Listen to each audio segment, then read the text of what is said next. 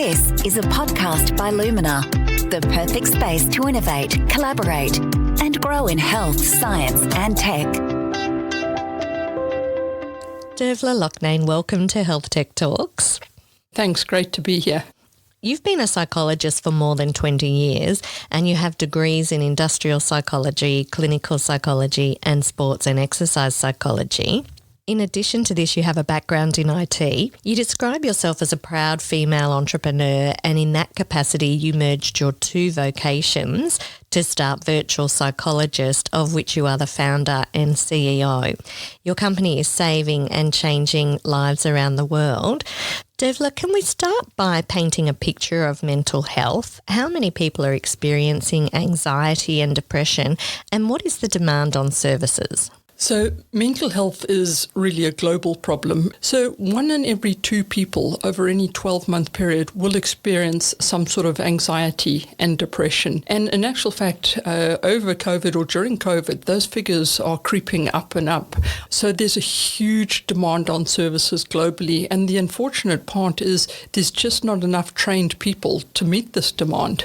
What we're seeing during COVID is actually a rise in trauma. That's probably something that we hadn't anticipated. But anxiety and depression has always been an issue. But with COVID, we've seen a huge rise in that. So what about the barriers to seeking help? Are there some people who are reluctant to ask for help because of the stigma around mental health? So certainly, and we see that, globally. Here in Australia, there's a certain percentage of the population that just find, current services like phone and face-to-face to be too confronting, too embarrassing, too inconvenient, or, in the places like rural and remote communities, it's just not even available. And when we look at Asian countries, mental stigma is, far greater. So it's really problematic for a lot of people that need help. They don't know how to reach help, or they just won't reach out for help. A few years ago, after supporting police who had responded to a critical incident, you quit your job and from this experience came up with a new way of reaching people in crisis. Can you tell us about that, please, Dervla? So actually that was the sort of the straw that broke the camel's back. What I had started to notice around about 2017 was there was a real sort of strong engagement of people in their mobile phones. So I would travel to Brisbane each day and see everyone on the train just, locked to their phones. And then in late 2017, I got called into the suicide of a young man, and working with the police, we checked his phone records. And what we realized is he had made no attempt to reach out for help whatsoever. And I asked myself, what was so confronting for this young man that he just didn't reach out for help? And I wondered, could a simple text message have saved his life? Would that have been less confronting? And I decided there and then to quit my job. I went back into work that day. I quit my job and I really need to see, can I offer a service that does save lives, that's less confronting, that people will use? So you think some people would be more likely to reach out for help if they could do it via text rather than in person? So initially, I just didn't know. It was a theory that I had, and I had seen the rise of mobile phones and engagement with mobile phones. So at that stage, it was something that I just had to test. And I had made a hypothesis that only the youth, only young people would reach out. But what's, actually happened in the 5 years that we've been running is that idea was blown out the water. We have people of all ages, up to over 80, engaging via text. Although the 22 to 29 are the highest engagement, that's followed by 30 to 40. And then we have ages, across the range. And when we look at, countries like Philippines that we deliver services to, the age range, again, there is completely different. So it's not just a youth thing. It's really about people finding another way to seek help.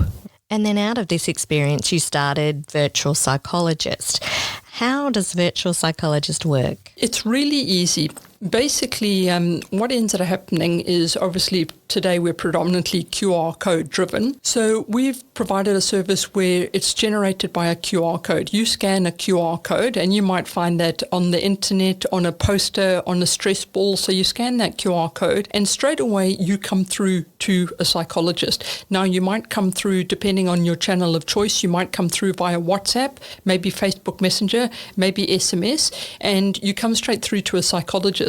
And from there, you can either have an appointment straight away for 1 hour, real time with a psychologist, or you can book an appointment for a time that's more convenient for yourself. You get the same psychologist over a number of sessions, and you get a treatment. So it's not a one and done model. It's not so much of a crisis model. It's about getting, cognitive behavioral therapy or acceptance and commitment therapy over a range of sessions to treat whatever presenting issue you have.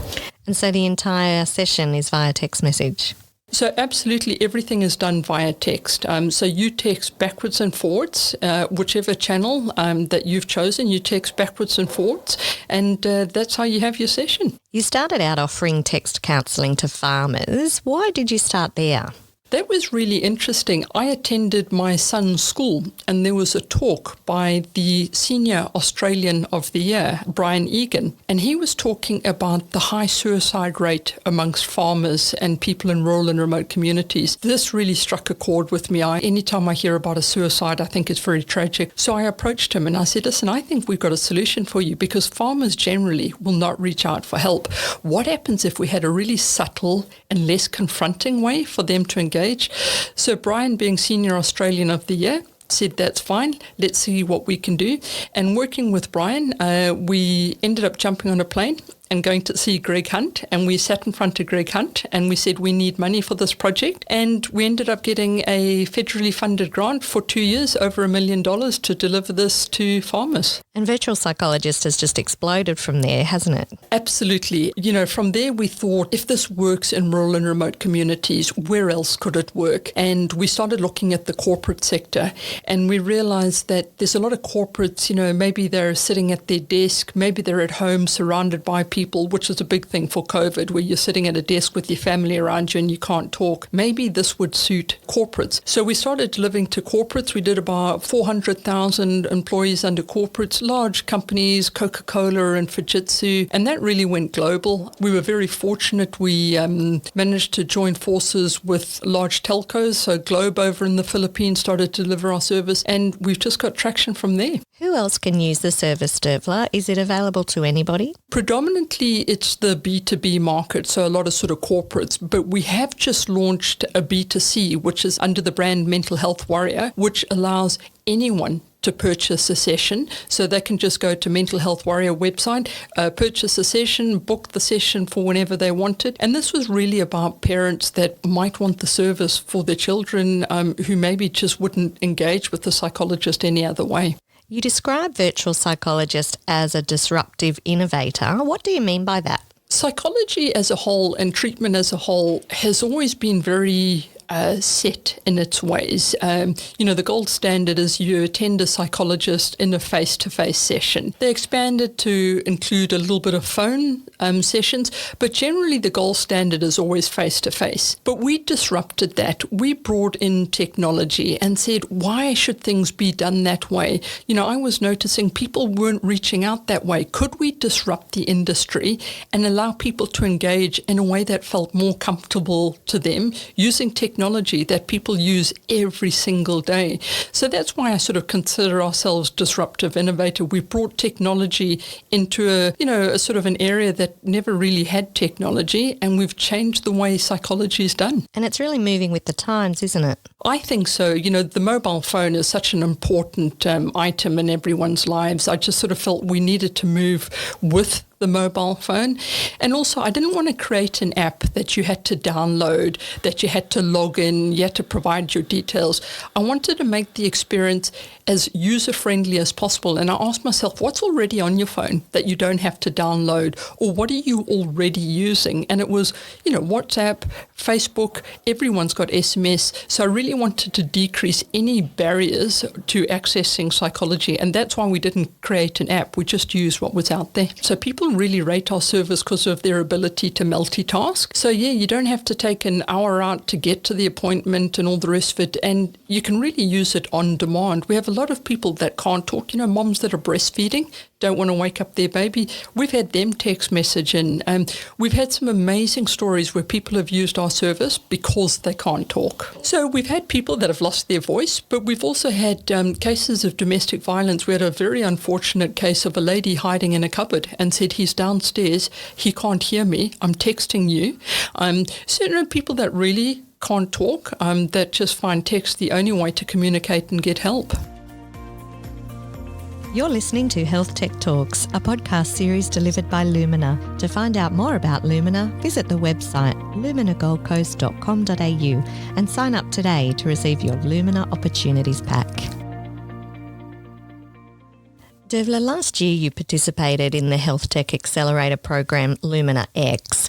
How did that help you advance Virtual Psychologist? So what it really did for us, it allowed us to develop new products by forming partnerships with expertise that we wouldn't have got through mainstream services. So we are looking at assisted artificial intelligence, and we've partnered with Datawi, who's helping us develop a new product that looks at the benefits of artificial intelligence in delivering mental health services in a more scalable and cost-effective way. And without this program, we just wouldn't have had access to that skill set. So really what we're trying to do is we're not replacing the human connection. So we're not developing an artificial intelligence chatbot. What we're trying to do is use artificial intelligence to look at the data and go, how quick can we diagnose stress, anxiety, and depression through the information coming in, and potentially use less skilled people, but train them up to the level of a qualified psychologist without them needing to do a 7-year degree. So we're trying to empower our staff to be really accurate in that diagnosis and treatment by using assisted artificial intelligence. Dervla, can you tell us about the challenges you experienced along the way to launching Virtual Psychologist? We came across a lot. So one of the biggest things, the biggest pushback was you can't really, people kept saying to us, you can't seriously think that you can deliver mental health services via text. How can it happen? Surely you don't get the body language and the verbal cues. And there was a lot of people really challenging us and saying it just won't work. That's probably the biggest challenge that we've had, is really educating people and saying, well, hang on, I'm pretty sure you text people the whole time. It's a way that we communicate. Why can't therapy be done in that way? So that was probably the biggest challenge, is really convincing sort of society as a whole that this is an acceptable way of delivering treatment. It's about making support more accessible, isn't it? That's our goal, is to really make sure that mental health is more accessible to everyone at any time, regardless of your income. We believe it's more than just mental health. We believe that we provide hope to people. That's our biggest tagline, is that we provide hope. I think if it means coming through a mobile phone via text, why not? What key message do you have for entrepreneurs with an idea they believe could transform or support healthcare? So I think you've got to really know, why does your product differ from what's already out there? So know your unique selling proposition and be really clear about that. So review your competitors and know how you fit in and how you disrupt things. So I think that's absolutely essential. Take the time to research globally. Don't just research in Australia. Research globally and see who your competitors are and how you differ. And also know your revenue model, or whatever metric that you're going to use as your key to success. It's really important that you set yourself up knowing what that metric is going to be. Often for us it is a commercial revenue model, but I think that's really important, that you've got an idea, that you know how you're going to measure the success, and if you are going to make money out of it, that you know what that revenue model is, and that it's better be a sustainable revenue model. Thinking back 5 or so years ago when you had the idea for Virtual Psychologist, did you ever think it would be where it is now? Do you know, I had hoped that it would be. I had a big dream that I never wanted to hear someone take their own life because they didn't know how to reach out for help. And that was always my motivator. But I didn't think that it would get to this level. And we've been very lucky along the way. People say, is it your hard work or is it luck? And I think luck plays a really big part. We got the Optus Future Maker. I was awarded the Optus Future Maker. We got money from that. Then we went on to Singtel Regional Future Makers, and we got money from that, and we got connected to a global market. So a lot of luck has happened to get us where we are. And I've got some amazing people in my life that have really helped me get here. So it hasn't just been me. In fact, it's not me at all. It's just a great sort of village of people that have managed to connect to other people and want to make a difference. You've seen a lot of the world, Dervla. How does the Lumina development here on the Gold Coast compare to what you've seen elsewhere? I think what we offer here is just world class. And I think people don't realize the connections that have been set up here are fantastic, that I don't feel that I've seen it anywhere else. Even, when we talk about Silicon Valley, you don't have what we've got here. So we've got connections to the hospital here. We've got connections to the university, even connections to the Gold Coast City Council and to other councils. So it's that whole sort of ecosystem that if you are a startup, you're able to plug into sort of existing commercial entities that you can really leverage that will help you. And I just have not seen that globally anywhere else. And finally, Dervla, you've featured in Vogue magazine, you've won business awards. What's next for Dervla Loughnane and Virtual Psychologist? Obviously awards are great and it does a lot for their ego, but I think our underlying drive is our social impact. How many more lives can we change? How many lives can we save? We're really about sort of transforming a life, and at the moment we want to bring out our service to schools. We really want to target the youth who we feel, certainly during COVID, might not have access to the support that they need. So that's a really big goal at the moment, is bringing out services to school kids and to university students and letting them know that there's service that is only a sort of a tap of your fingers away. Dervla, it's been wonderful talking with you. Thank you for sharing your story with us. Great, thank you very much. To learn more about Lumina and how we work with health tech startups, visit luminagoldcoast.com.au and don't forget to sign up to receive your Lumina Opportunities Pack today.